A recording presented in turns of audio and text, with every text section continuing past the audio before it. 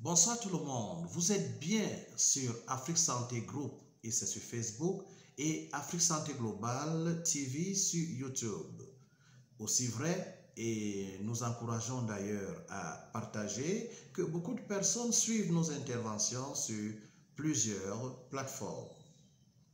Nous voulons encore vous parler du coronavirus. Je voudrais vous parler du coronavirus qui tente à devenir une nébuleuse comme la vaccination et le sida, des paquets de mensonges impossibles. Et beaucoup ne le savent pas à cause du cartel médiatique et de la mafia subtile qui existe devant nos yeux par les forces du capitalisme et ses doctrines dangereuses.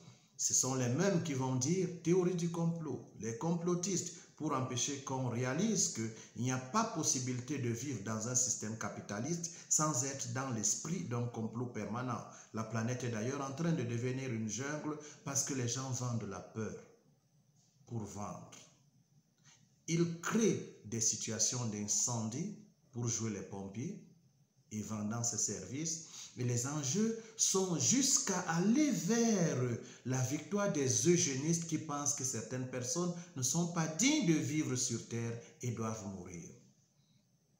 L'affaire du coronavirus est en train de me rappeler ce qui s'est souvent passé, mais le plus récent, en 2016, l'affaire d'Ebola de l'Afrique de l'Ouest, où j'avais été obligé de demander à Mondiovision, à l'Union africaine, de m'accorder de partir, en finir avec Ebola en quelques jours, alors que la représentante de Médecins sans frontières passait le temps à créer une psychose et l'amplifier.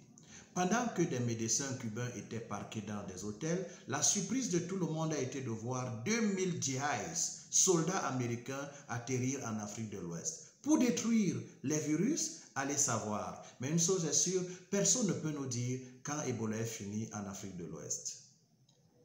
Et je continue à vous avertir que le virus le plus violent pour l'instant, ces dernières décennies ou bien ces derniers siècles sont des feux de paille. Il faut juste maîtriser des zones d'endiguement, incluant la fameuse quarantaine.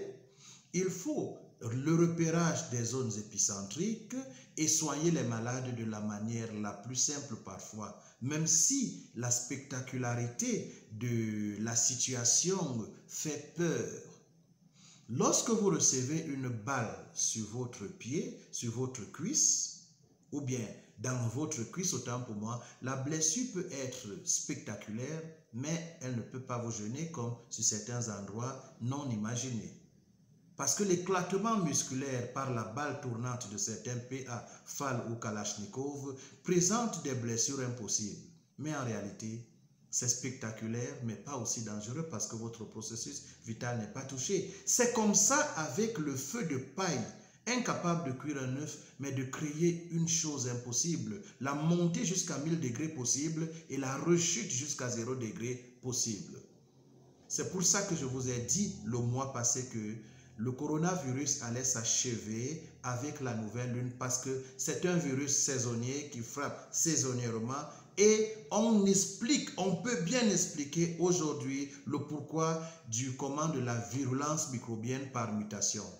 La glutano-omnivorie, cet amour compulsif des Chinois dans la nourriture bizarre.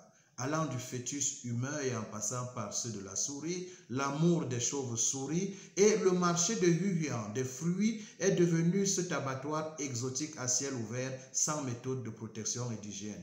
Et dans tous ces mélanges où nous voyons des gens patauger dans des urines, des chiens stressés qui seront abattus juste à côté des serpents et des chauves-souris massacrés, le reste, les cafards, vous ne pouvez pas imaginer ce qui se passe. Il y a possibilité de mutation bactérienne, au-delà de laisser les gens penser à une attaque extraplanétaire de laboratoire et créer des psychoses. Aujourd'hui, on ose parler de pandémie, mais c'est quand même malheureux pour l'humanité. D'un côté très intelligent lorsqu'on regarde les avancées technologiques, mais d'un autre côté, nous sommes bizarres. Je ne sais plus s'il faut appeler ça bêtise ou bon, vous allez chercher le mot, mais Je voudrais attirer votre attention parce que, encore une fois, les erreurs commises dans le passé se répètent avec le coronavirus annoncé en Afrique centrale et en Afrique.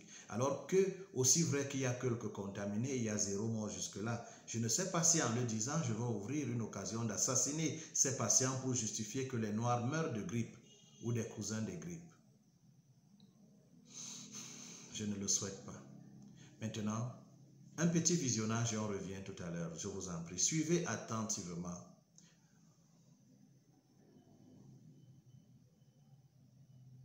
Voilà, je disais donc qu'il faut revenir à l'Africain qui tombe malade et on ne saurait survoler le problème sans regarder le fondement même de la santé.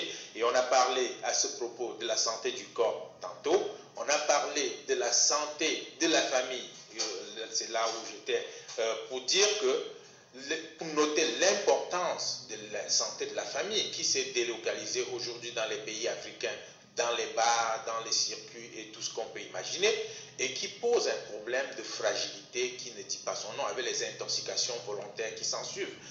Et on ne peut pas parler de santé chez les gens sans parler de la santé de l'esprit. Comment les gens conçoivent la vie et comment ils font. Et ça, je veux orienter ça beaucoup plus du côté des autorités qui prennent en charge la santé des populations.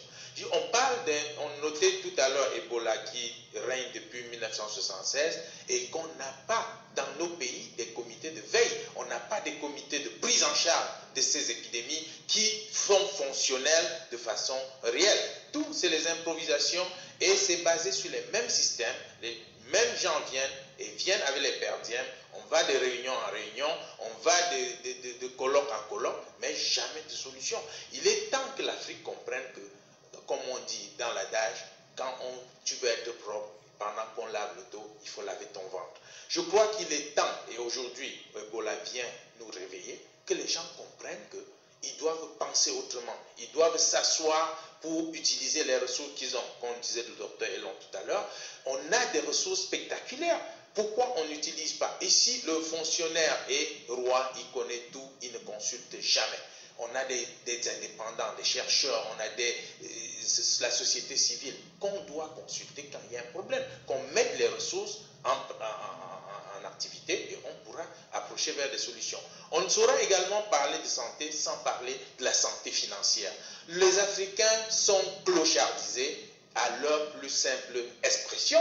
C'est pour ça que rien ne peut être pris au sérieux. On parlait de recherche tout à l'heure, mettre les moyens. Vous pouvez parler de recherche dans un pays où un chercheur a 100 000 francs de salaire. Ce n'est pas possible. Le loyer moyen dépassant 100 000 francs, ce n'est pas possible. Vous pouvez parler des médecins qui vont se mobiliser pour réfléchir sur une maladie. Dans un pays où le médecin touche 125 000, le loyer moyen est de 125 000 en montant. Imaginez un peu dans quelles conditions.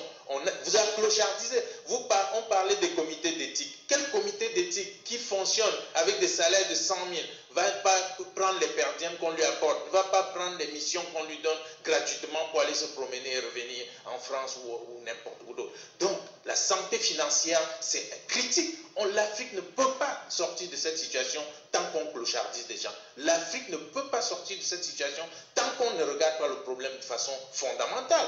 On ne peut pas parler de santé sans parler de la santé de la société. Une société qui est malade, tous les virus, les bactéries, tout peut circuler à l'intérieur. Et c'est le problème de l'Afrique aujourd'hui. On ne peut pas ne pas conscientiser les gens. On ne peut pas aider les Africains. On n'aide pas les gens.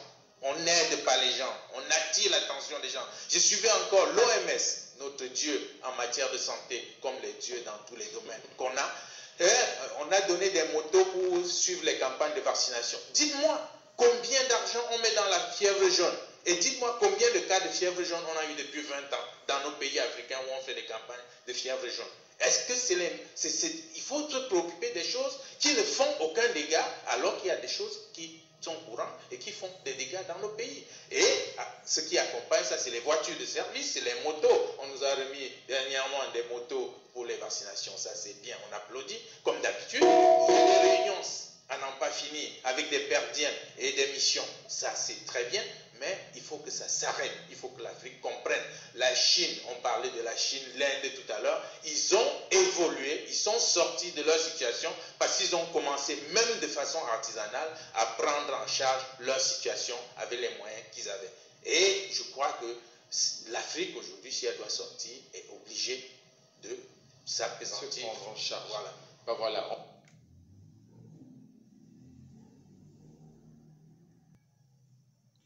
C'était en septembre 2014, alors qu'Ebola, comme je vous disais tantôt, essayait de faire sa grande menace de feu de paille. Et vous êtes d'accord avec moi qu'on ne sait pas quand ils ont plié les tentes, juste peut-être après les 2000 militaires, les DIS qui sont venus, pour faire quoi? Détruire? Souvenez-vous que les journalistes n'avaient même pas accès aux zones épicentriques, malgré qu'ils avaient des drones. Qu'est-ce que l'Afrique a retenu de cette histoire? Pendant que moi je disais que c'est un feu de paille, l'histoire me donne encore raison parce que c'est fini comme c'est venu.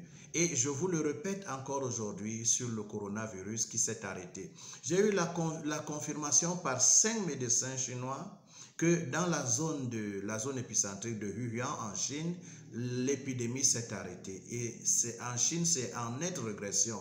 Maintenant, ce que je vous avais dit il y a 1 mois et demi, quand je fais ma première vidéo sur Ebola, est en train de se passer, avec le risque qu'on lance une version synthétique en Afrique pour vendre les vaccins. Parce qu'en réalité, au Wall Street, l'équivalent de la bourse, en fait, la bourse américaine, j'avais remarqué, et vous pouvez le vérifier, une cote très montante du côté des firmes pharmaceutiques. Donc, ils s'apprêtent vraiment à faire du business comme cela a souvent été. Mais comme il s'agit des vies, et l'Afrique risque encore de payer un tribut le plus lourd. Nous sommes les grands consommateurs d'armes, nous n'en produisons pas, des médicaments, nous n'en fabriquons pas, des vaccins, les ARV, les plus grands consommateurs, alors que le sida en Afrique n'est que vrai par des tests faux qui réagissent sur le palu, l'herpès, le déséquilibre du candidat albican, et puis vous connaissez la suite. Alors je me tiens là comme quelqu'un qui est averti et non quelqu'un qui voudrait exposer sa vie pour si peu.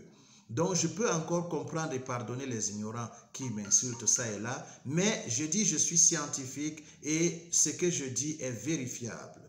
Merci.